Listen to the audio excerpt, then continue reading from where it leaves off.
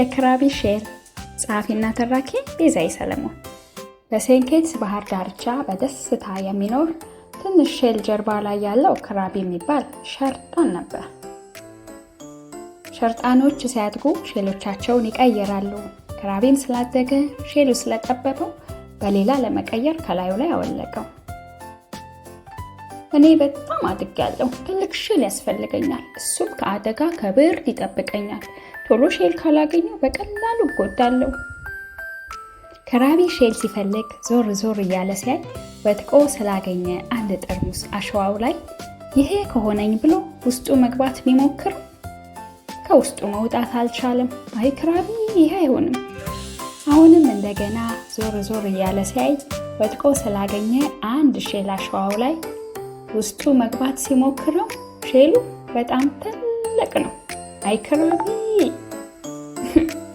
ይሄም አይሆንም።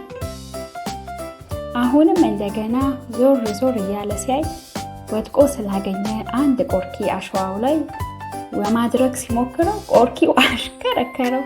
አይ ይሄም አይሆንም። ልጆችዬ ምን ይሻላል? ክራቢ ልኩ ሼል አጣ። ከጠዋት የጀመረ ይኸው ማታ መጣ። እስቲ ቆይ ክራቢ ያ ምንድን ነው? ቆንጆ ሼል ነው። አሁን ክራቢ ደስ ብሎታል። አዲሱ ሼል ሆኖታል።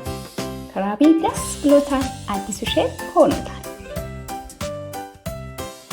ከወደዳችሁት ላይክ፣ ሰብስክራይብ እና ሼር አድርጉ። እሺ፣ እናመሰግናለን።